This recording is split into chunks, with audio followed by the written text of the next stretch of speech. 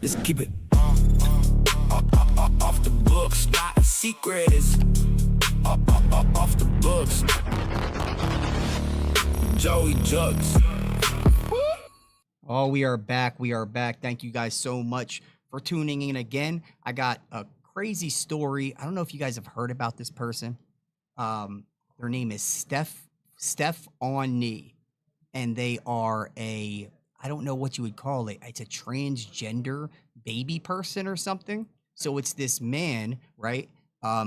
He's 60 years old, and when he gets to that age, he ends up abandoning his whole family. His family of 7. He abandons his family of 7 in order to be a 6-year-old little girl. It's one of the freakiest, weirdest things I've ever heard of, but this is the clown world that we live in today. So let's go watch this. Insanity.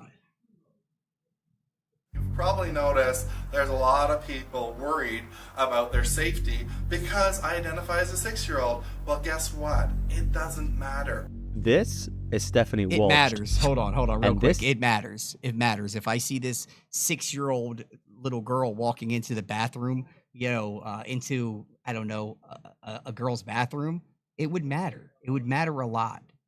If I seen this 6-year-old girl check into a daycare, it would definitely matter. This is, or should I say was, Stefonkneww's family. However, at the age of 44, Stefonkneww decided to leave her family behind for something far more important, to fulfill her lifelong dream of living as a 6-year-old girl. Why, hello! Welcome to Stefonkneww's Playtime. I hope my little sockets have been good. We have an adventure for you. Come on in and see what we found. Stefonkneww's other videos were equal Creepy parts as hilarious hell, man. yet disturbing, and often featured her best friend, a teddy bear named Strawberry. Stefonkneww and Strawberry would often go on public playdates together. Strawberry, thank you for inviting me for your play date. Aw, Strawberry, I love you. I'm so glad you waited here for me. I missed you. However, not everything was smooth sailing for Stefonkneww, as Canada's lack of public gender neutrality. And you already can tell this is a Canadian dude that did the documentary because he's already calling this person a she. He keeps on saying she. It's very confusing to me. There's nothing she about that man. That's crazy. Washrooms triggered her severe gender dysphoria. Apparently, Stefonkneww would rather relieve herself in the middle of a restaurant than use a gendered washroom. I really just gotta go pee. What? Were they just peeing in a bucket in the middle of a restaurant? What? This is definitely some Canadian stuff, man. We have a men's washroom and a women's washroom, but why didn't they just call them bathrooms? You might be thinking, well, this is just satire for a silly skit. In real life, Stefonkneww doesn't actually act like a 6-year-old, does she? Actually, she does. Stefonkneww took being a 6-year-old girl very seriously, so naturally, she needed a playroom for all of her dolls. Today is my first day of having my living room as my playroom. Anyways, I just wanted you to see I made a tutu with my sewing machine, and it's for pretending to be a little fairy, a little ballerina fairy. You're not a So you're not I a, love you're not a having little this, fairy. and I have You're my a big Tinkerbell fairy. shirt from Kathy. Miss Kathy gave me this sweatshirt, and I have my sus. The only people co-signing this are the only people out here that could co-sign something like this. The small fraction, women. Women are the only people that would co-sign something this ridiculous. Straight up. I don't know how this person's allowed to leave their house. So that I'm not scared. Stefonkneww really bought into her child identity and was so convincing that she even fooled some waitstaff into thinking she was 6 years old. I love being 6 years old. Strawberry, you wouldn't imagine the adventures I've been having today. Oh my, there's so much to tell. Yo, Stefan, you want something to drink with that? Can I have a beer? Oh, you can't have a beer. You're only 6 years old. Despite being that's only super 6 years old, believable. Stephanie enjoyed alcohol and cracking wildly inappropriate jokes. I couldn't help but notice a little something coming out of your skirt. Oh, yeah. Last night I wished for a little tail, and look, a little tail. That was a dream come true. This beer here, 3 years old. Ready? Oh my God, that's disgusting. But it's 3 years old, like wine. Clearly not the worst thing you've ever had in your mouth. One of the shortest things I've had in my mouth. Ew. In addition to a witty sense of humor and incredible fashion sense, Gross, Stephanie yo. was also a talented rapper. Let's go. Hey, Bars. looky, see you looking at me. Freaking address, gotta set her message free. Bars. Yeah, I said her, but for now just let it be. Sometimes the mind doesn't see what others see. They put the lime in the coconut and mixed it all up. Hey you, that's my coconut. Oh shit, what the fuck? Made the parts in my crotch feel funny to me when something's hanging out every time I go pee. However, Woo-wee! not everyone was That fond of was some Stephanie. straight Canadian bars. Typical Leafs fan. Straight up Canadian Hey, bars. that is no way for a 6-year-old girl to talk. This is what rock bottom looks like. So what exactly did rock bottom look like? For Stephanie, it meant going to prison for crimes we'll discuss later, where she'd cope with being a criminal by doing what she does best, being a 6-year-old girl. How did this happen? How did we get to this world? How? Like going to jail and spending 9 days in solitary, it's hard. But even in jail, I played. I made it a kingdom, I sang songs in there, and I just would not be an adult, so they couldn't hurt me. According to Stephanie, it had always been this way. Ever since she was a 6-year-old boy, Yeah, ever since she was a 6-year-old boy, she thought she was a 6-year-old girl. You guys believe that? Is that believable to you? Ever since she was 6... oh my God, I keep saying she. Oh, this guy's confusing me. So confused. Ever since he was a 6-year-old boy, he knew he was really a 6-year-old girl. You guys sold? You sold on that? she knew she wanted to be a 6-year-old girl. I turned 6 in 1969, and it may have been that the news was covering Stonewall, that I knew that I saw something there that I identified with. Oh my, how do you believe such lies? He was sitting around watching the news on Stonewall and started relating to Stonewall. This is delusional. This is insane. And for the people watching that watch this and were like, sounds about right. There might be more crazy than him. I think I knew to hide myself even at 6 years old. I knew I was different and this wasn't normal. Girls looked a certain way and boys looked a certain way, but prior to that I didn't even realize there were girls and boys. I think at 6 years old, with school and stuff, you became more aware. I soon started taking my older sister's hand-me-down dresses. I remember going out of my way. Where was the dad? Where was the dad at? Where was the dad when this started happening? Why didn't he come in the room like, get those dresses off, get them fucking dresses off. I'm gonna beat you. To take this yellow dress out of the hand-me-down closet. And that was my first dress. From there, Stephanie continued to grow Yo, look, that's a 6-year-old girl, guys. up and eventually met Maria, her now ex-wife, in high school. So going through high school, yeah, we did do the boyfriend-girlfriend dating stuff. And secretly, I was still dressing and getting better at hiding it. Despite all of this, the couple would eventually get married and have 7 Yeah, come on, look at this. Is just a mentally this is weird. This guy's what it is he has to be slightly mentally ill, right? But he just has a full-blown fetish that he's making everybody engage with him in. Like, this isn't behind closed doors. He's expecting the whole world to engage in his fetish with him. It's insane. children together, and for the next 23 years, Maria would protect Stephanie's secret. However, this all changed in 2014, when Stephanie decided she wanted to be a 6-year-old girl in public. Maria Ugh. had finally reached her limit. In the end, I just identified myself as a male lesbian. A male If lesbian. that even exists, but that would be the only way to explain how I came to terms with who I am and how I feel. Do you think that he's came to terms by convincing himself he's a 6-year-old girl? Do you think he's came to terms with anything? How she felt, I'm not sure. I thought she had accepted me for that, but obviously 23 years later, She was like, hell no. She was like, nope, I can't do this. I can't do this anymore. she asked me to make a The choice. fact that she did it, like, and again, that could be a lie too. If women watch this, what would happen if you found out your husband was cross-dressing? Would you support him with his cross-dressing, or would it be something that you would, would it be a boundary? Would you set any boundaries? Because I'm dead serious. Like, I wouldn't expect any woman that I'm with for them to stick around if I'm sitting here trying to convince you I'm a 6-year-old girl. And she had grown tired of it after all that time. Huh. After coming out to Maria, wonder. Stephanie came out to her children as well. For the most part, Oh my God, imagine the kids. Imagine a dad going up to their kids and being like, son, daughter, I got something I got to talk to you about.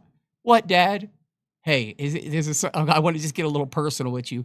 Okay, you can get personal with us, Dad. I'm really a 6-year-old girl. How's that?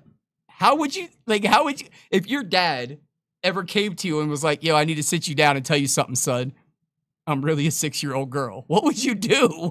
What would you do? the kids were pretty good, and the times when they were frustrated, I understand.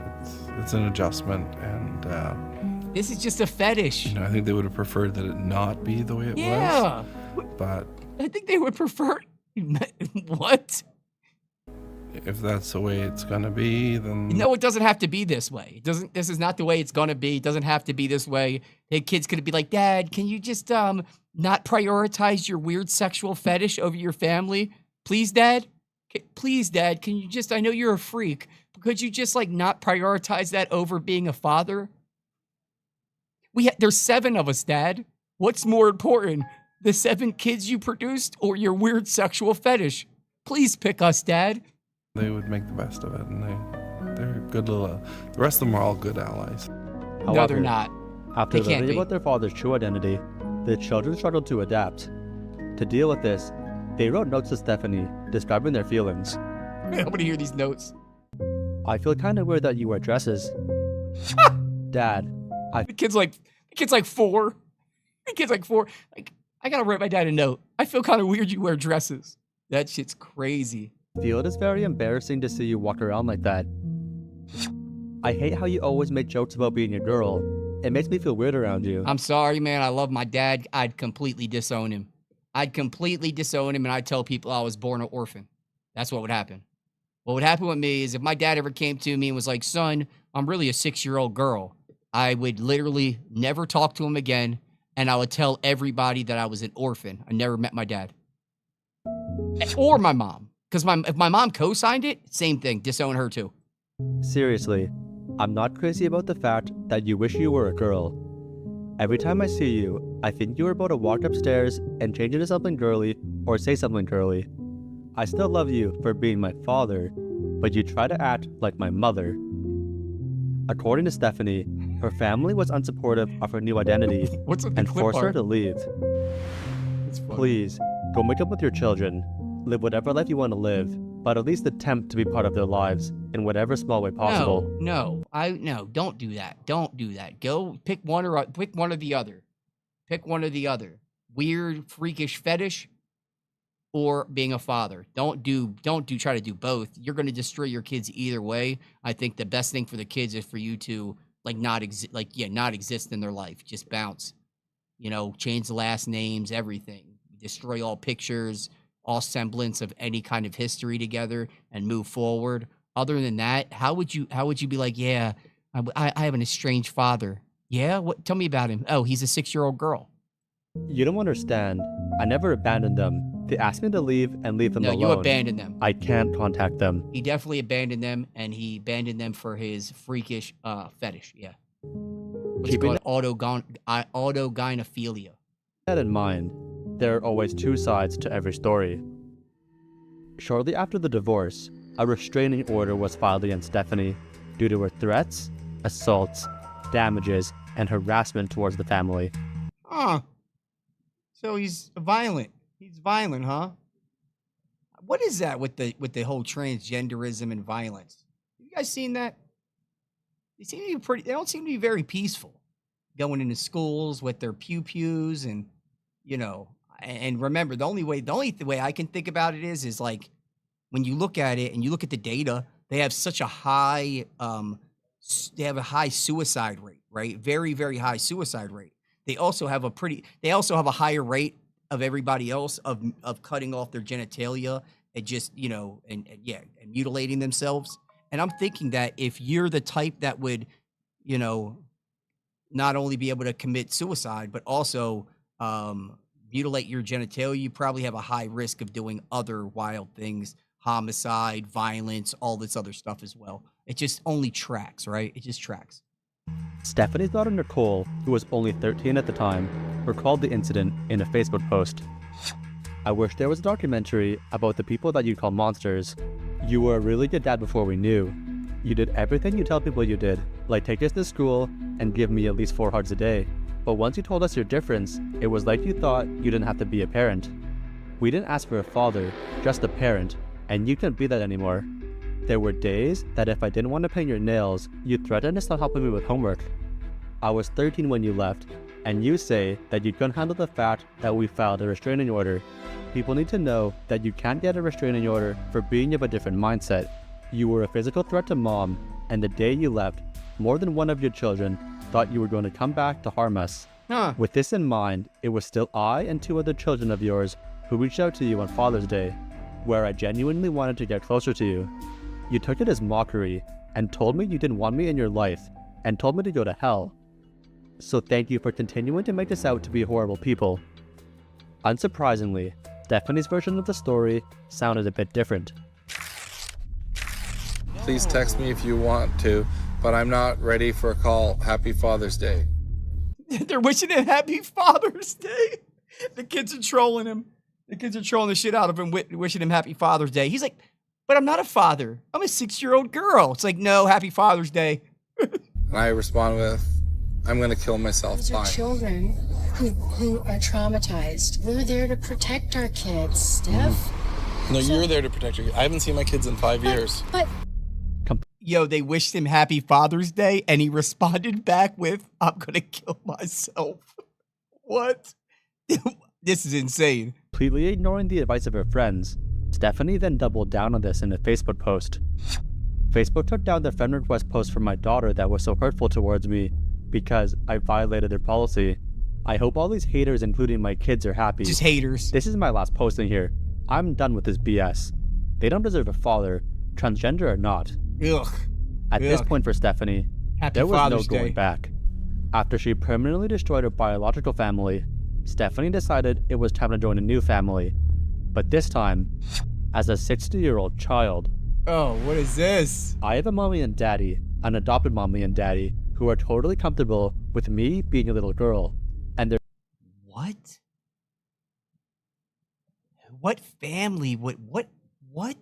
their children and their grandchildren are totally supportive. Stephanie had previously lived as an 8-year-old girl until the couple's granddaughter asked her to be the younger sister instead. A year ago I was 8 and she was 7, and she said to me, "I want you to be the little sister, so I'll be 9. I said, "Well, I don't mind going to 6, so I've been 6 ever since." Stephanie's new identity as a child also meant she was now free of the responsibilities an adult would have to endure. In the winter, Stephanie earned money by plowing snow, and when she was at home with her adoptive family, they colored and did kid stuff. It's called play therapy. Yeah, like 6-year-old girls, they plow snow. No medication, no suicide thoughts, and I just get to play. Although this may seem wholesome at first, Imagine, like that's what you do as a man. You just, what do you do in your spare time? You play video games? Nah. What do? You get model airplanes. What do you do? Collectibles? Nah. I just do kid stuff. What do you mean? I dress up a 6-year-old girl and I color and I wear tutus and shit. Stephanie's relationship with her parents was anything but that. Stephanie had originally met her adopted father on FetLife, a social media... That's what it is. The adopted father is also into fetish as well. So this isn't normal people being like, yeah, I'm going to adopt a 60-year-old man and as a 6-year-old girl. It was people that are into the sickest and grossest things. And that's where they met these new parents. ...a platform for the fetish community. Upon meeting, it was love at first sight for the quote-unquote father and daughter. He took my Oh my God. And it didn't hurt. It felt beautiful. I felt like a woman. And like, I'm surprised. I didn't think I was going to be pregnant. Like, I was so much a girl. And I actually have This is absolutely disgusting. from it. So I'm just going to pull my dress down a little bit. While incredibly disturbing in its own right, from a legal point of view, there wasn't necessarily anything wrong with Stephanie and her adoptive father's relationship. On the other hand, the same cannot be said about Stephanie's comments on taking down flower girls as young as 3 years old. I can officially say I'm the world's biggest flower girl. Like, you know, if a bigger flower girl comes along, I'll take her on. I can take her down. I've taken down so many flower girls. Like, these little 3-year-olds come up to me, say, you're not a flower girl. I said, don't push it, kid. I can so take you on. I'm 6. So now he's like, yo, I'm a 6-year-old girl now. I can punch on other 6-year-old girls. Like, why can't I? What? Despite making disgusting comments like these, Stephanie didn't seem to understand why she didn't have more fans. You probably noticed. What? She doesn't have a lot of he doesn't have a lot of fans. I wonder why, man. I wonder why people can't relate to this guy. I wonder why. By now that Stephanie is being trended because of some of the hate that's been out there. I'm glad everyone is watching my videos and learning about transphobia and the whole thing with the word transphobia. Like, a phobia means you're scared. Like, hold on real quick. Give me a second real quick. Let me see. Let's see. I have this thing. I have this thing on my phone. Hey, are you there? Any adjustments to the image or anything else? No. Could you do me a favor? Can you tell me what a phobia is? Of course. A phobia is basically an intense, irrational fear of a specific object, situation, or activity. It's more than just... That's an intense fear of something. Nobody's fear when they say you're homophobic or you're transphobic. Nobody's scared. I'm not scared when somebody's like, Joe, you're a homophobe. I'm not scared of a gay man like popping out and like singing show tunes and throwing glitter in the air.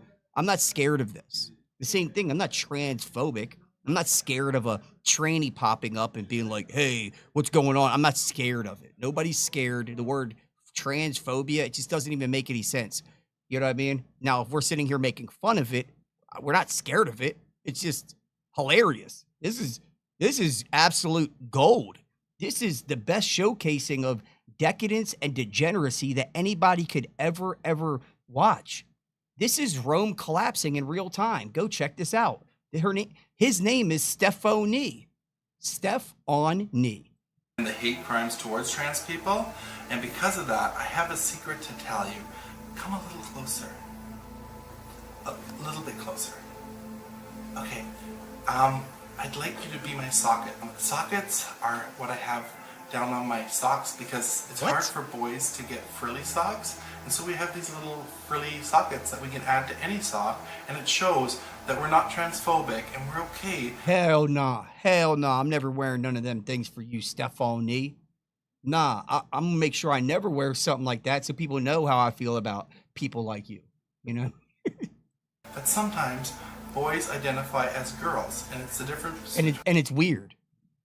And it's absolutely weird. And nobody should take it seriously at all. Ever take it seriously at all. Their delusion is not your delusion. Between the given gender and our self-expressed gender, and it's called transgender. So if you are a socket and you'd like to learn more about supporting I don't need to learn more. Trans community and stopping transphobia. Nope, I don't want to stop it. I want to. Is there an organization that I can pay to start and for more transphobia? You know what I mean? If there are any organizations out there that are to stop transphobia, are there any that can start more transphobia? Because I can see myself putting my money into that. You know what I mean? Maybe we can start our own organization. You know what I mean? Site and find out about how you too can purchase sockets and support trans people in your community. While, quote, supporting trans people in your community might seem like a noble idea to some people, No, it doesn't. It doesn't sound like a noble idea at all. Sounds like the worst idea. no mention of any partners or charities Steph's Island Playtime is aligned with. Instead, it seemed that proceeds from the sockets were going straight to Stephanie's pockets. We also can't ignore the soundtrack Stephanie graciously provides us. Let's set the mood as she intended.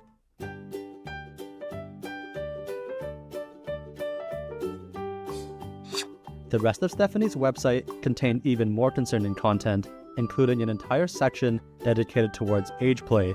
If you aren't familiar with the topic, let's hear from sex therapist Heather Shannon. Oh, some other freakiest. So, oh my God. age play is a type of kinky play No, it's where at least one of the people in the scene is going to be playing with age by typically reducing their age to a child. So you might hear the term little, and that's She going knows to a lot mean about this anybody who is playing a part of about like 8 or younger.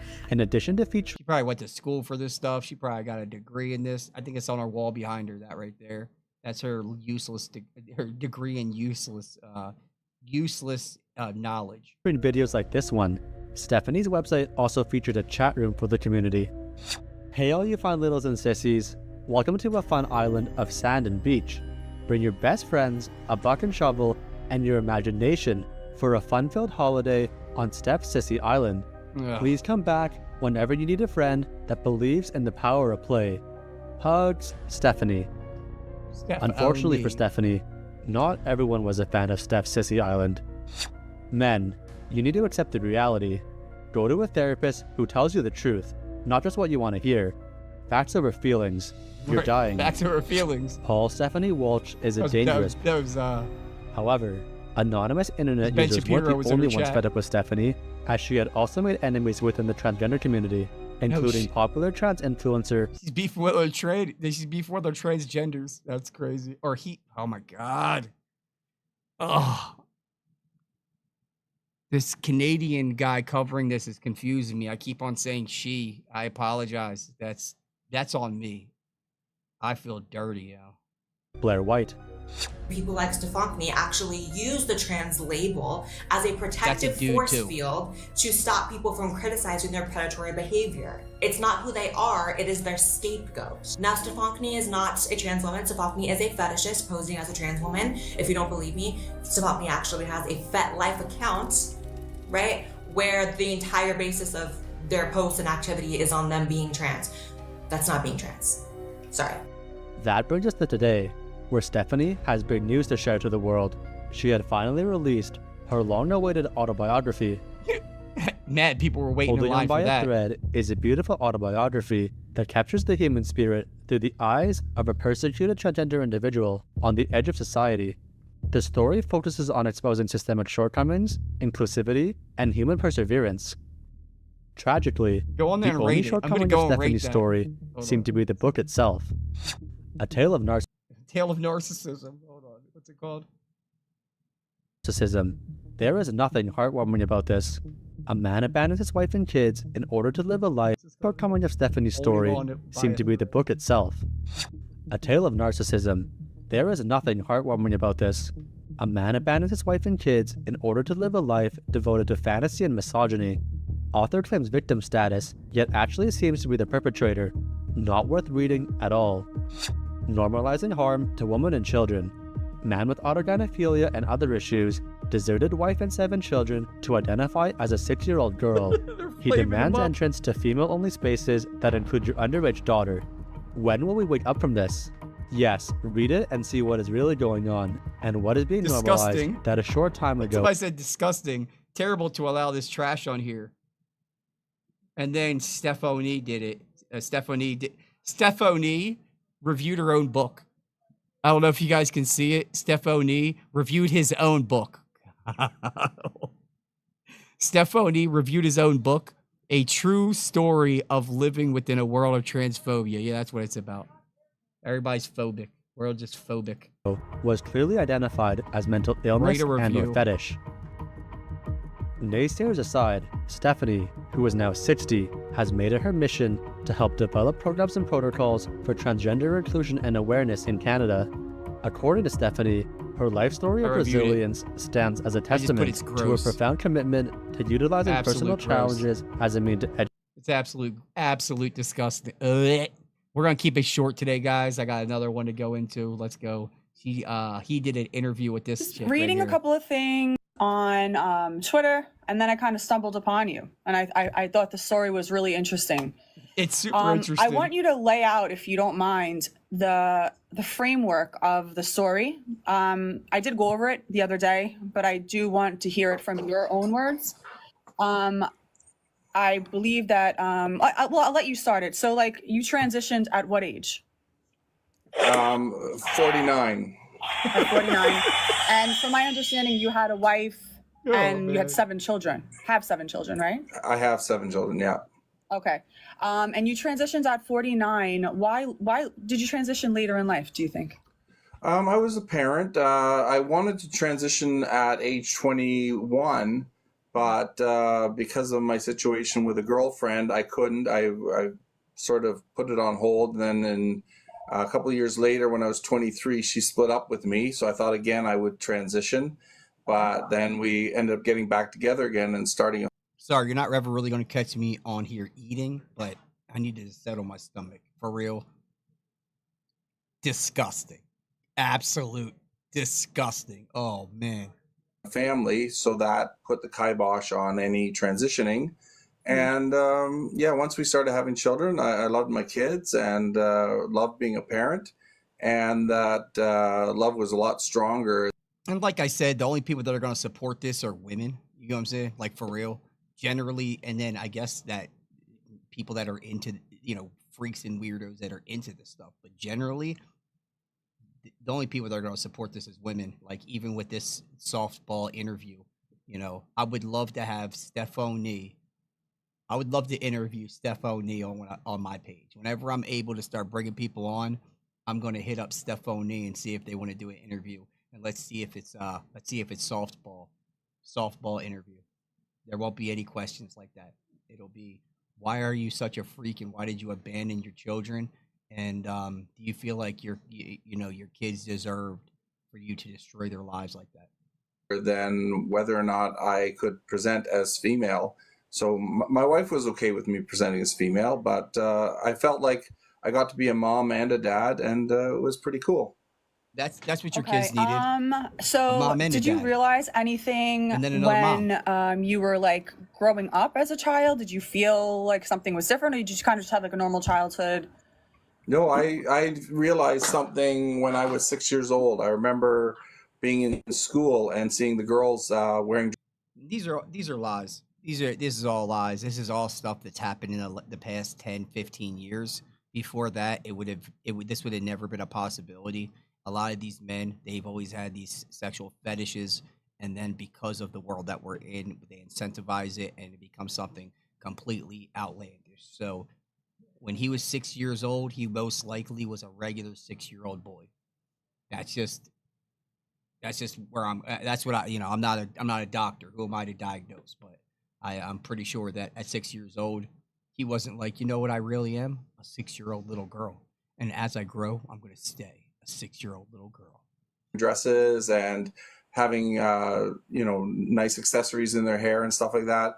And I questioned why I didn't have that kind of stuff, or it wasn't afforded to me. But we're talking about 1969, right? So back then, things were really muzzled and quiet. People didn't talk about LGBT. There you go. That's, again, this guy was like really pointing, because at that time, things were really muzzled and more normal. And because things are so progressive and open, this is a possibility. It's decadence and degeneracy. That's really what it is. The fall of Rome happening in real time. You know what I mean? This is just, and if you guys think anything is going to get better, it's not. Shame is gone. There is no shame anymore. You can't shame all the morals are subjective. If a man goes out there and starts shaming things, he's called a bigot, misogynist, all of the worst things. So just remember, shame is a tactic, cannot be used. And because of that, you have dudes like this that are 60 years old abandoning their family to claim to be six-year-old little girls. That's a possibility now. LGBTQ, and there were no real words, so I was confused. Right. But I just knew that I was attracted to things feminine. Okay. And but being attracted to things feminine, would you? I'm attracted to things feminine. Wait a minute. Am I a 6-year-old little girl? If I'm attracted to things that are feminine, like a big butt, like a big fat juicy butt. Do you automatically assume that like you were trans because of that, or would you say that it's just maybe that you just like girly things as a child?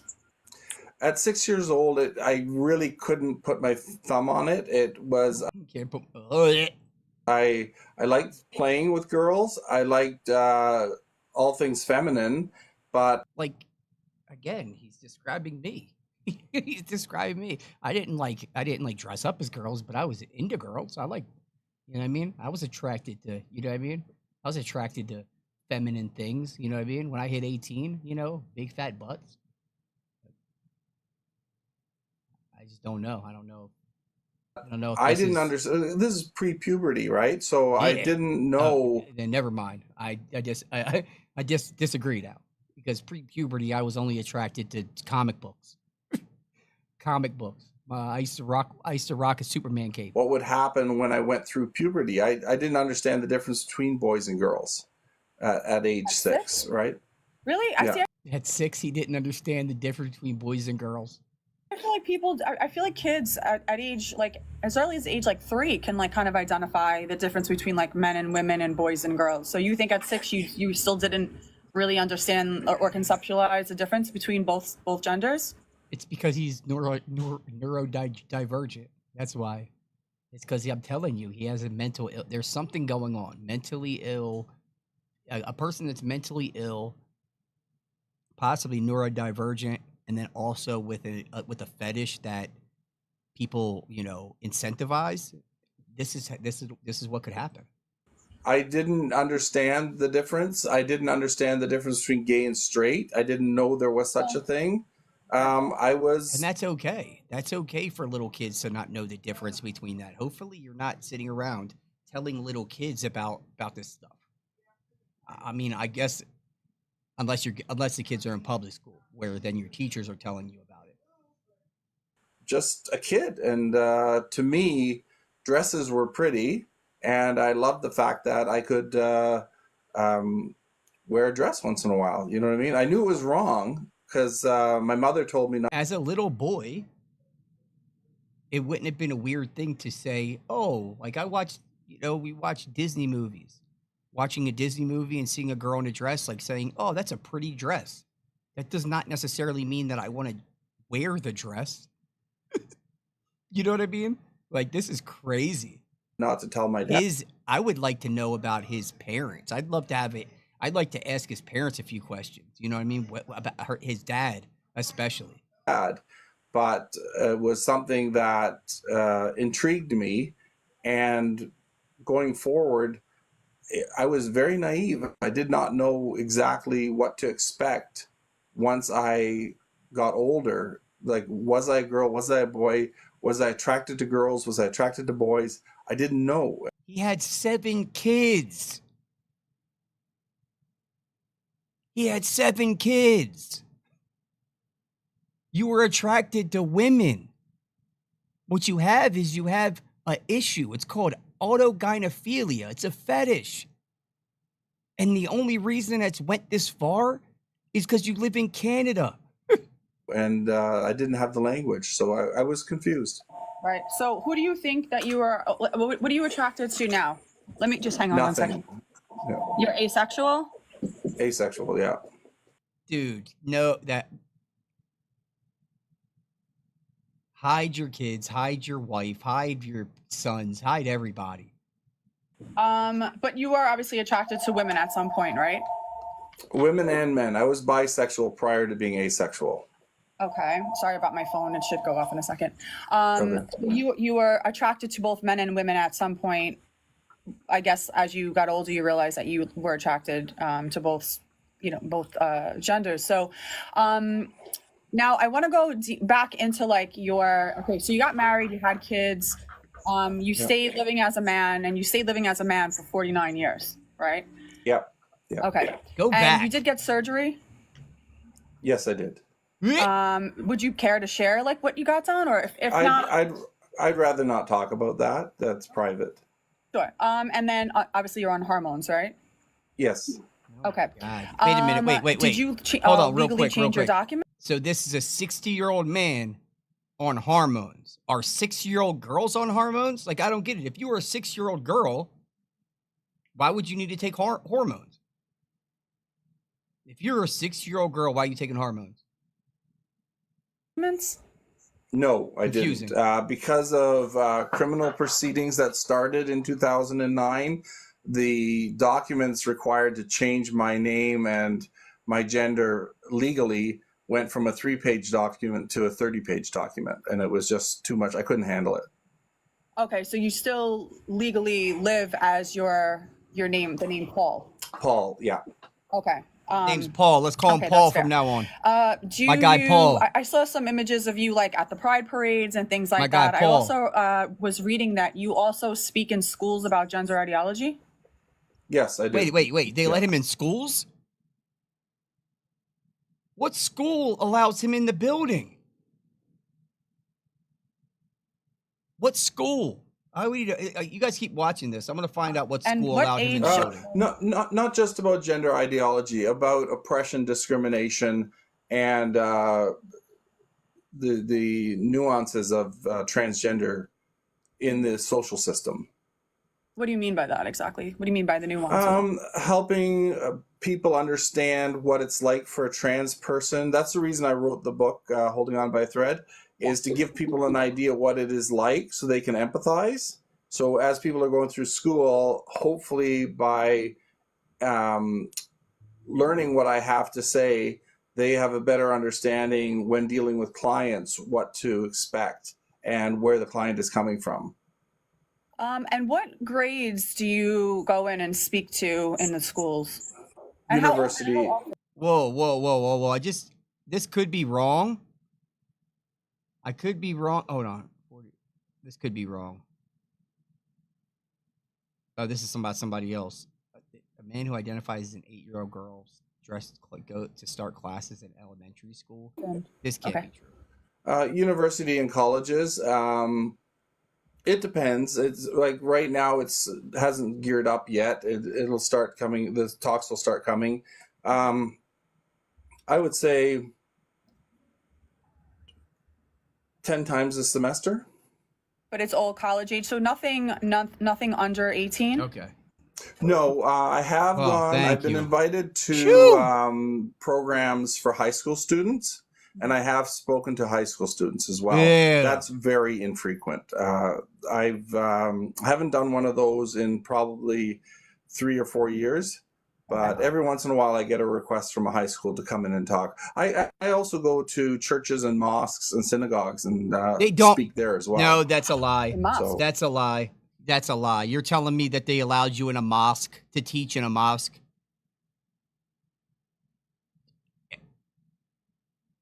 For real, Muslim people allowed you to come into a mosque and teach this?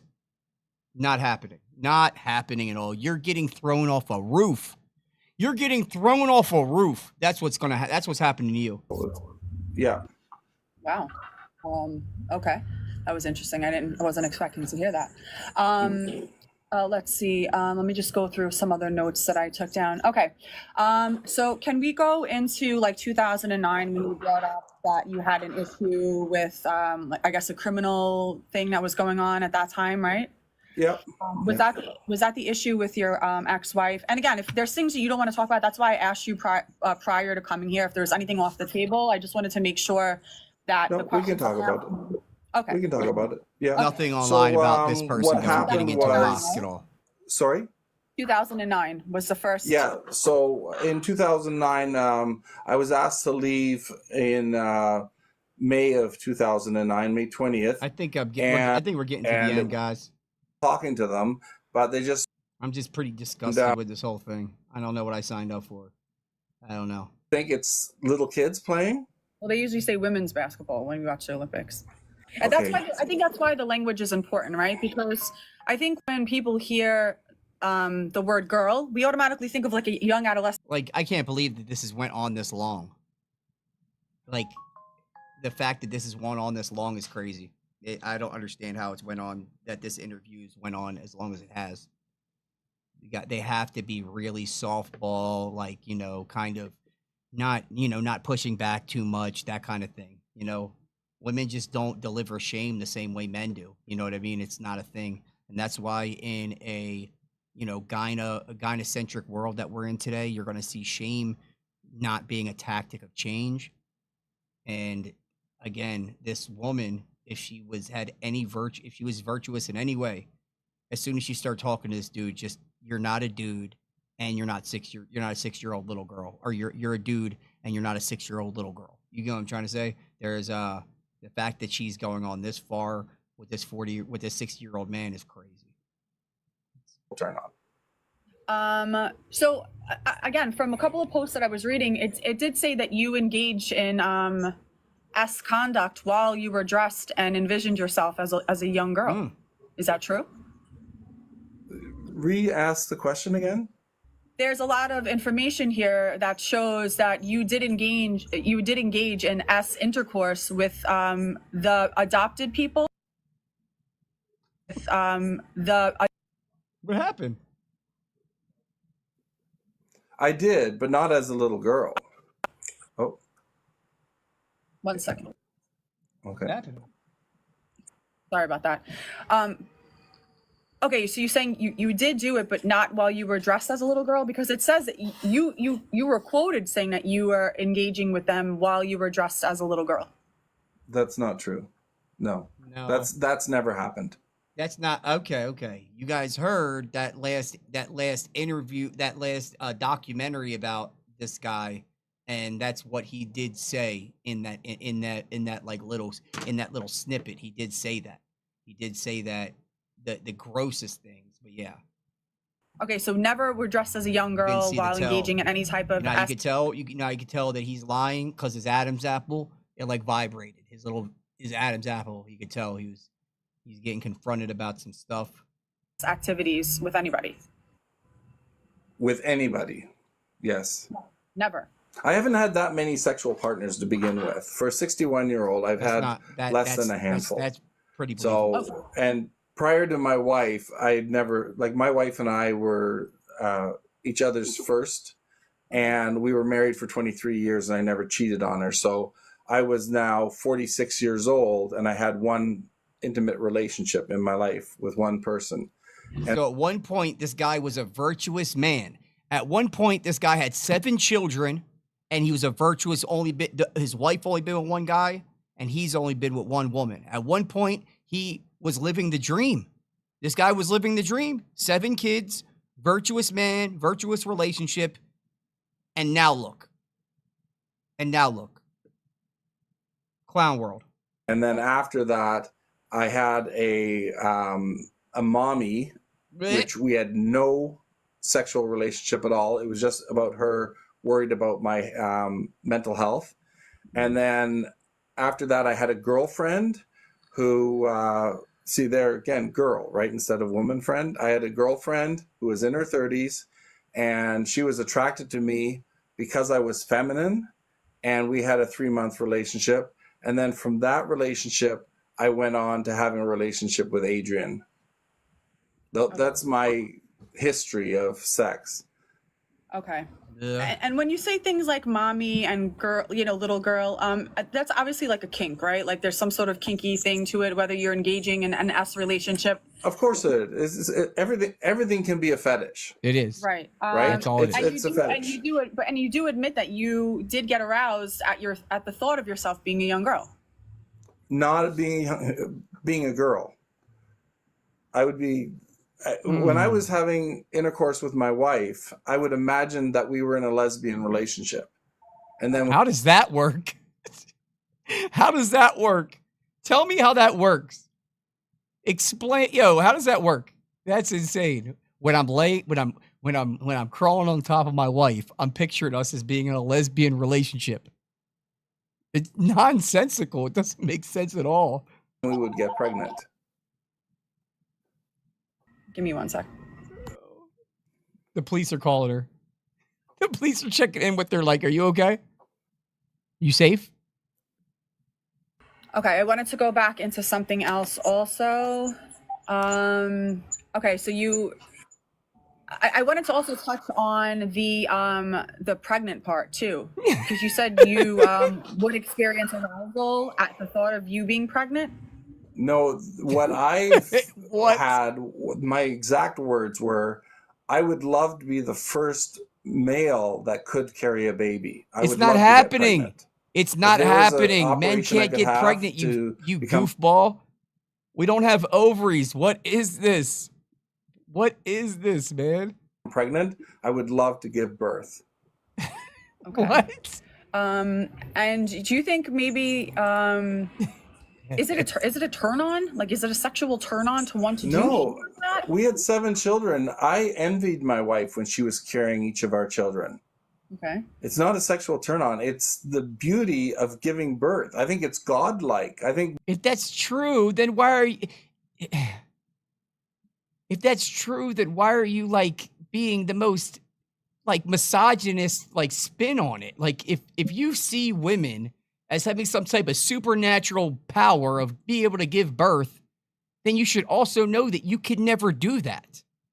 And just because you feel like you are that doesn't mean that you are that. You can't, a man, it's so misogynistic to think that a man can understand a woman's experience.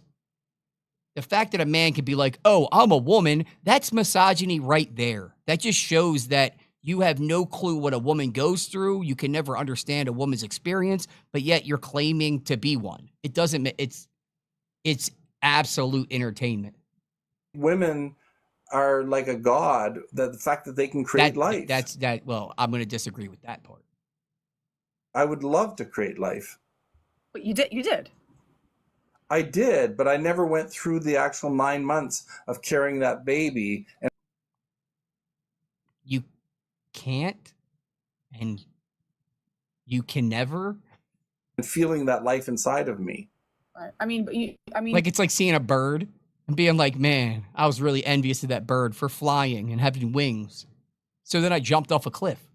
You do have 7 children. You did father children. Yeah. I mean, you did put half the life in that kid, you know? Yeah, for sure. But Yeah. I wish I would have done it as a woman. Insanity. Right, I gotcha. Let me see. Okay. Is what you're doing age regression, or would you consider it like trans age?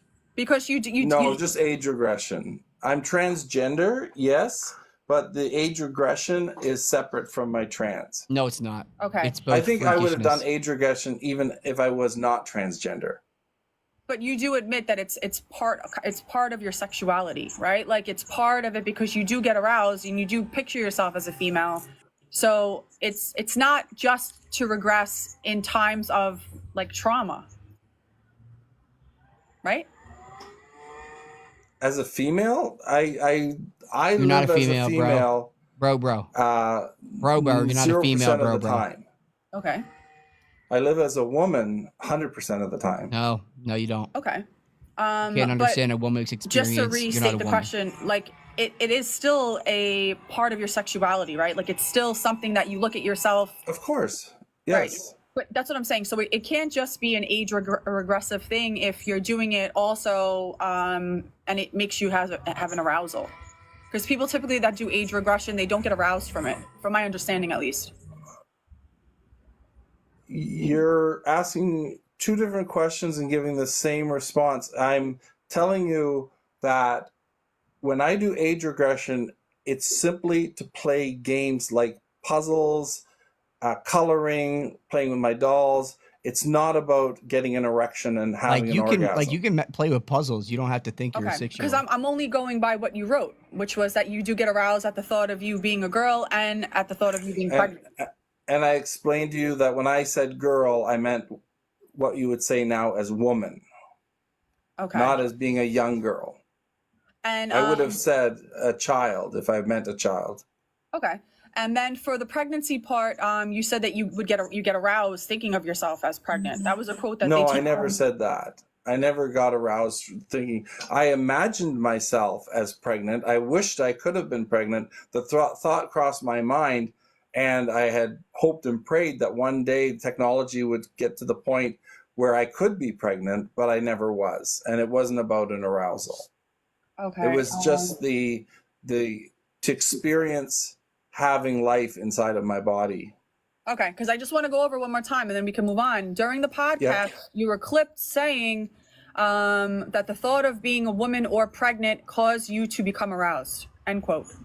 What podcast was this? I don't know the name of it, but it was something that said. Yeah, hold his size 12 There's a feet lot to the out there fire. that's not true. There's a lot of stuff about me out on the internet. I'll do some research and I'll see if I can get the clip. But again, it just says Okay. the thought of you being a woman or pregnant caused you to be aroused. And during the podcast, he told the host he had developed an erection from the thought of being a girl, which you did agree, which you did say, you said that. Of being a girl, but we're playing semantics again. A woman, Okay. not a young child. Okay. And then I wanted to ask you, well, we touched on it before, but I don't think we got an answer. When you live your life as a woman, what do you experience? Like, what do you think you experience during womanhood? I feel complete. I feel like I am the person that I should have been created to be. In my mind, there's In his harmony. mind. The best In way I his can describe it is fractured, if you put fetishized your mind. shoes on the wrong feet, you would know there's something wrong, right? You'd walk around with the right shoe on the left foot and the left shoe on the right foot.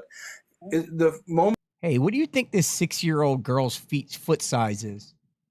when you got a chance to switch the shoes, you would do it because it feels right. That's the way it is for trans people. It feels right to be expressing myself and identifying as someone that's feminine. And like when you navigate through society. What's crazy is he beefs with a lot of that community too. A lot of that community does not mess with this guy. Like when you leave your house and you do your makeup and you do your nails and you get your jewelry on and you have your dress on, when you leave your house, what physically do you go through that kind of reaffirms and says like, I know that I'm a woman? I don't even need to paint my nails or put on makeup. When I brush my hair, Wow. I feel like I'm a woman. When I get dressed and I go out and someone pays me a compliment, I feel like I'm a woman. When I'm overweight, I feel like I'm a woman. The fact that I don't fit into Brush my hair. I feel size 2 dress. A balding man. I can empathize with women that have a weight issue because I don't get to wear the clothes. I go to the store to buy clothes and I can't buy stuff off the hanger because it doesn't fit me. So I feel like a woman. Why? What?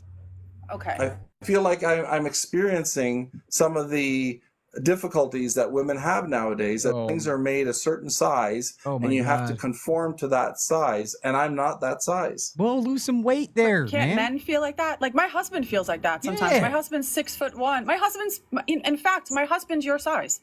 My husband's 6'1", husband, yeah. about 260 pounds, and he'll go out and he'll buy a shirt and he'll be like, "Damn, I'm too big for this," and then he'll just buy a size up. But men's shoes and shorts and I wonder if he sits there and just says, "Man, I just really feel like I'm a woman when I feel like I can relate to women when that happens." It's like, this person is,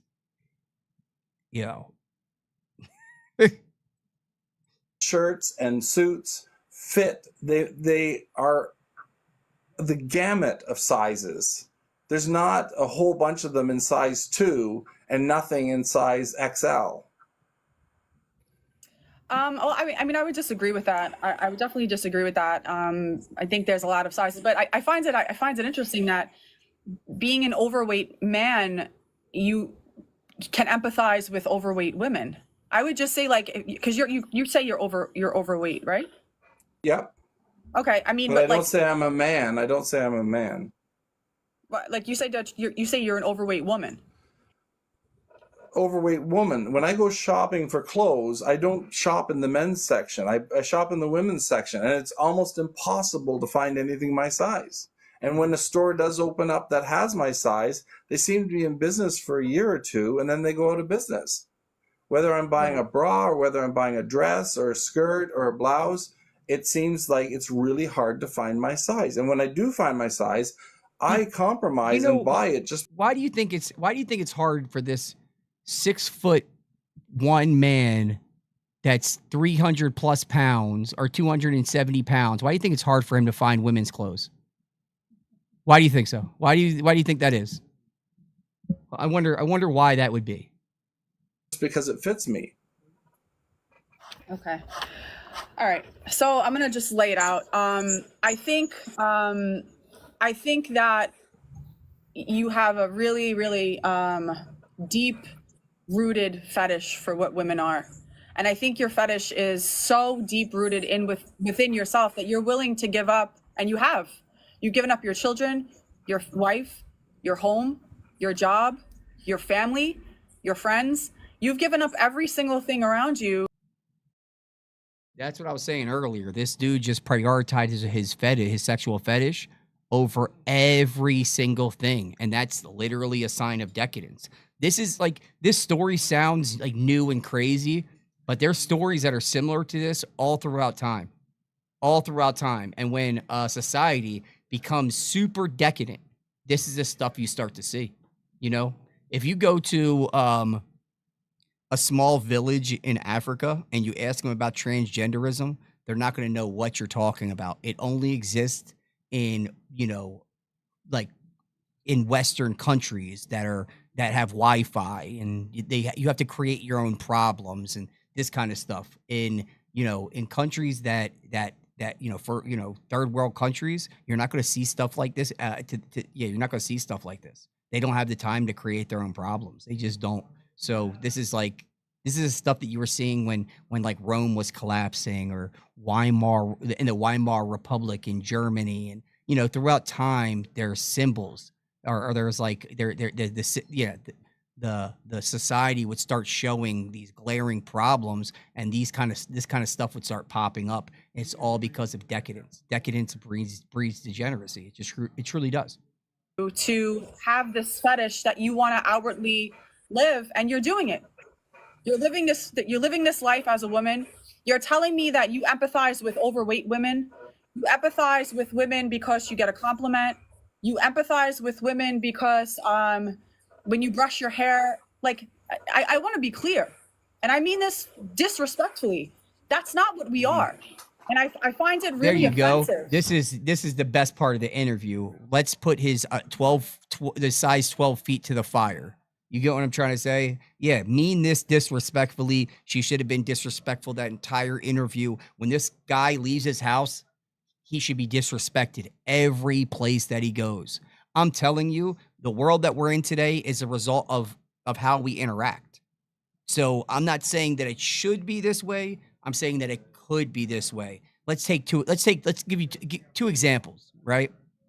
One of these people that think they're another gender, that where maybe their closest affirm him, these kind of people, right? Let's say they go to the local mall and they walk in, nothing happens. Everybody greets them in, whatever gender they are cosplaying as, whatever gender they're LARPing as. Okay. They go into a mall and everybody affirms their delusion. Okay. That person's going back to that mall. He's going back to that mall. They are going back to that mall. Now, let's say scenario 2. They go into this mall and a group of guys that look like me are in the food court. And when that person walks by, we're like, ew, who brought the freak? And everybody starts laughing. Everybody just starts bagging up laughing, pointing and laughing. That person's not coming back to that mall. Which mall would you rather go to? which mall would you rather see as a reality of a mall today? And I'm just like, this is off the top, you know what I mean? But again, that world could be a possibility tomorrow. That world could be a possibility tomorrow. If men were allowed to shame, if men were allowed to use shame as a tool for change, this world, it could happen anytime. The problem is we have been self-censored. We have been self-censored by the women around us. In order, as a mating strategy, we can't be ourselves. We're not allowed to be honest. We're not allowed to be forthright. We're not allowed to be, because what will happen is a lot of men have to like leave the room to go talk to their friend on the phone, or you know what I'm trying to say. They can't talk. They can't talk to their wife the same way they can talk to a room full of men. They're not able to. These men have been literally they're just sniveling, you know, they just capitulate to the modern woman. And this is an example that I would say feminism is a root cause for stuff like this as well. So again, a lot of the self-censored men out there, we're not allowed to do that. And we're not allowed to be those dudes at that mall saying, ew, who brought the freak? We're not allowed to do that. We're not allowed. I find it extremely offensive when a man, especially an older man that fathered children, comes and tells women that we are not a figment of a man's imagination. We are not a figment. When I brush my hair, I don't feel anything. I brush my hair. When I leave my house, I am on the lookout for men, because we know, and you wouldn't know this, and I want you to listen to me, and it's really important. This is real too. You will never understand this as a 6-foot man that thinks he's a woman. You're never going to understand what a woman really goes through. You're just never going to understand it. And the idea that you think you can is full-blown misogyny. It's full-blown women hate. This is an example of true misogyny. Because I have 2 daughters, okay, and I've raised my children this way specifically, and this is something that men will never understand. When women walk out of our house, and girls, okay, when we walk out and we go into society, we are very well aware of the men that we come into contact with, whether we're going for a run and we have to look over our shoulder, whether we're walking to our car in a parking lot, whether we're in an elevator with a man, whether there's a group of men and we have to figure out if it's worth taking that walk down that road, or if we should just take the longer way home because we know we're not going to have a problem. Whether if we get on a flight and our connecting flight might cause us a problem, whether we have to turn our location on to our husbands or family members, when we have to make phone calls when we arrive places, while we go places in pairs, while we take our friends to the restroom to escape situations, to feed our children, to birth our children, to miscarry our children, to change our children, to clean up a menstruation issue, to have a cry, to get away from men that are chasing us, to get away from men that are sexually harassing us. You guys will never understand what women are in society. And by you sitting up here telling me that you don't need to paint your nails and you don't even need to put makeup on, it's insulting. It's disgraceful, it's insulting, it's harmful. And the fact that you sit up here and you made a claim like, well, they asked me what my gender identity is. I'm appalled. Right. I'm appalled. It's gross. Disgusting. And one final thing. You are not some white knight hero for women. In fact, we don't claim you. Not at all. We don't claim you as a woman. You're never going to be one, ever. We will never look at you as a woman. And I want to finish because you had a whole big long. You were in documentaries. I wasn't in a documentary for being a woman. Right. I wasn't getting called brave. I wasn't in a documentary for miscarrying 4 times. I wasn't in a documentary for getting an IUD implanted. Nobody asked me to be in a documentary about what women are. How come you got to do that? Because you have a privilege. You're in a documentary right now. I'm not in a documentary. I'm hosting a live. No, I'm hosting a live. Yeah, and you have an audience. That's so Paul wears dresses. What's wrong with Paul wearing dresses? Well, because how does that offend you? Because Paul is suffering from a sexual fetish that is now being glorified in Canada. Yep. Yes. It's not being glorified. It is being glorified in the States. And let me tell you something else. Let me tell you one other thing, Paul. When you walk into a women's bathroom and a woman sees you in there, there's going to be 3 things that's going to happen in that bathroom. 3 things. Is a woman has a right to feel unsafe if a guy like this walks into the bathroom. She's not a bigot. She's not a bigot. If this dude walks into the bathroom, she's not a bigot for being like, yo, I'm uncomfortable. I'm uncomfortable watching this. But I'm also a bigot, so. A, the woman is going to go, oh, hey, how are you? Good to see you. Out of fear. B, she's going to quietly do her business and leave. Yeah. Or C, she's going to ask somebody to get you out of that bathroom. Okay? Because you guys don't deserve the privilege of womanhood to violate the boundary of what women LARPing. are. What a bathroom is. So now this is all about bath. I see where you're going with this, and I understand you've got an audience to pander to. I enjoy that the men that come up here don't take accountability of all the information that I just transferred from me as a female to you as a man, especially that you lived as a man. That's your opinion. That's your opinion. That's not my opinion. Especially as a man that you lived and got a woman pregnant 7 times. Oh, isn't that terrible? As a man, so many men do that. You got your wife pregnant 7 times, and you lived as a man for 40 years. Did you just call my wife my woman? That's sexist. I said you got a woman. No, because only you women said can get pregnant. no. How is this guy now calling her sexist? He's calling her sexist when a man that dresses up like a woman and claims to be a 6-year-old girl, that's not sexist, though. That's not sexist at all. That's a pure example of sexism. Listen to what you just said. I got my woman. Pregnant. No, I said you got a woman pregnant. Yeah, that's not sexist to say I got my woman pregnant. Whatever. You know what I mean? I told my woman to cook me some food the other day. Is that sexist? Maybe. You've got yourself all riled up over something that's your opinion. You're entitled to your opinion. 100% entitled to it. You said you want to be disrespectful, and you lived up to that, and that's okay. You're allowed to be disrespectful. Well, this is what exactly you said at the beginning of your rant that you intentionally want to be disrespectful. I said disrespectfully. Yeah. Disrespectfully. That's disrespectful. Well, I think you're being disrespectful to women by going into women's spaces. I think it's disrespectful. You're allowed to believe that, but I don't live in New York. I think it's disrespectful that you left your wife and children to live a fetish. I think it's disrespectful that you don't have relationships with your family. I also think it's disrespectful that you left your job. You lost your job. I didn't leave my job. How did I leave my job? You lost your house. You lost your I didn't get fired from my job. I didn't get fired. Well, that's Where did you get that from? You got fired from your job as a mechanic. I had my own shop. Dude, nobody's going to your shop. Nobody was going to this dude's shop.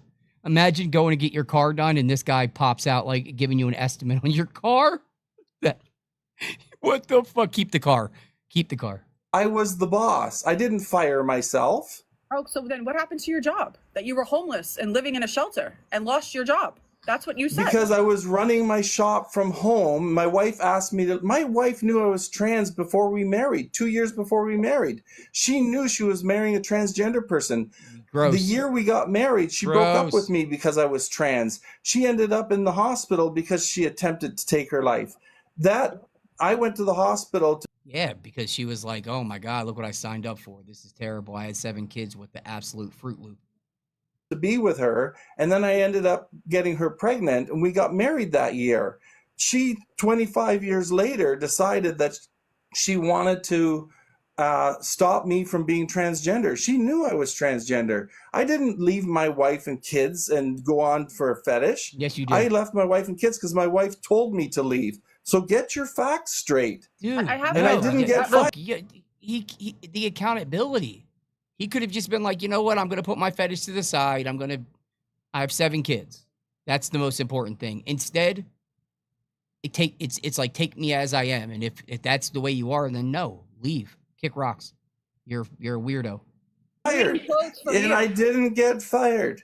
Okay, these are Nobody quotes that fired. you release. You release No, these I quotes. didn't. No, I didn't. You're on podcasts saying them. No, I'm not. They're not true. I'm telling you the truth. You asked me if there's anything we can't talk about. I said we can talk about everything. You've talked about diapers. You've talked about my age regression. You've talked about my sexual. You dance around it because we know based on what the information that you shared that you do this because no, half the information out there I did not share. You do the diaper thing because you get turned on by it. You no, I don't. That's your words, not mine. You were quoted saying that you get an erection. And no, I did not. You admitted it saying it in this live. You admitted saying it when I asked you the first time, and then you. I get an erection from putting on diapers. No, you get an erection. Do you get it? No, you get an erection for identifying as a girl and also as being somebody that's going to be pregnant. You get an erection. Pregnant. Being a girl, yes. That's all they got to feel. So when I say girl, I didn't say. Okay, let's say just so that we can get it over with. Let's just say what you're saying. Being pregnant twice. I hope not, because you're a woman. woman. That would be really weird for your husband. Well, it would make me impossibly getting pregnant because I would be a man, right? Exactly. Yes, that's why I'm glad you said that. I'm just reading your quotes. You were quoted saying these things. No, I wasn't. People say things about me. People have said a lot of things. Hey, there's the truth. Open up the book, read the book. Don't read the book. The truth. Go throw a review on it. Out of the book. Don't even read it. Go throw a review on it. Platform and get her side of the story. Sure, for sure. That would be awesome. Yeah, that would be awesome. Maybe I'll look for that next time. Maybe I'll look for that. His wife's. Maybe his wife said something about this whole situation. Get her on the platform. Get her on the platform. It must have been hard for her to lose her family because you wanted to live out your fetish in public and be glorified for it. It was her choice. Ask her why she asked me to stop being transgender. Because she did it. Because she married a man and she wanted you to be a man. That's she knew I was transgender before we married. Next. I'm just saying. She married a man. You were a man. No, she didn't. No, she didn't. She married a transgender person. No, she didn't. She was dating John Doucette. She was dating a guy and me, and she chose John over me. Okay? We broke up. I was going to get on with my life. Then all of a sudden she tries to harm herself, and I am stupid enough to go to the hospital because I care about her. Next thing I know, she wanted me to be jealous and fight for her. She was playing mind games. So no accountability for any. Did she try to get you to make her pregnant also? Did you take responsibility, or was that her thing too? I made her pregnant. Huh. Did you blame her for that? She was in the hospital. She broke up with John because she wanted to be with me, a feminine guy. John was not a feminine guy. Hold on, Paul, with all due respect, you're not a feminine man. Not at all. That's your opinion. A lot of people think I'm feminine. No. You're not. You're just a man with long hair that wears jewelry, in my opinion. There's nothing feminine about you. Nothing feminine about you. You're allowed to have that opinion, but I don't think you speak for everyone. No, she speaks for everyone. I don't think that anybody would look at you and go that this man's feminine. People come on to me all the time. You say you have trouble walking the streets at night? Trust me, I have trouble walking the streets at night too. I have been attacked by both men and women. Okay. Who believes that? Who believes that she gets hit? That he gets hit on all the time? That people take him like, oh, hey, look at this woman over here. Look at this. She's so feminine. Like the delusion. So don't tell me that I don't know. You're 6'2", 260 pounds. You're taller than the average man. There's women that are taller than me. I have a cousin taller than me, and she's female. Taller than the average man. I didn't say no. I'm not. Yes, you I are. said you're taller than the average man. Please don't sit here and get. Yes, you are. The average man's 5'8". I'm 5'8". I'm your average Joe. This guy is if I seen this guy walking into a man's bathroom, I'd be like, oh, what's happening here? Let alone a woman's bathroom. That's crazy. Gaslight me as if like, you being attacked is going to be something that we experience as well. That's not true. Anyways, not a thing. How long is this going for? Oh, we're done. We're done. Okay. I hope your book fails. I hope your kids don't speak to you anymore. And I think you're an absolutely terrible individual. Terrible. And you should never be glorified. And also, please keep your dick out of the women's bathroom. Have a good day, Paul. That was pretty gangster at the end. That was pretty good. Actually, I'm going to take back all of the things that I said about women shaming. Maybe she just did the softball interview at the very beginning. We need more women like her. We need more women like that are going to openly shame this stuff, because this only exists because women allow it. The only reason that women are in women's or men are in women's bathrooms is because women allow it, right? If it was up to the men, there would be no women or men, you know, in women's sports. It wouldn't happen if it was up to just the men. It's because of women. So shout out to her. I don't know what her page is. Viral Christie, it says. Check her out. She's pretty cool. And hey, guys, thank you guys so much for tuning in. I'm going to keep going. I'm going to keep going. I'm going to keep going. I'm locked in. And thank you guys so much for like really supporting. It means more than you know. Right now, I'm on Rumble, Kick, X, Facebook, and YouTube. And if you could, and you like this, subscribe. That's all I'm asking for. None of my stuff's monetized. Just, yeah, hit subscribe. And thank you guys so much. I'll talk to you soon. Yeah. Let's keep it off the books. Not a secret. It's off the books. Joey Jugs.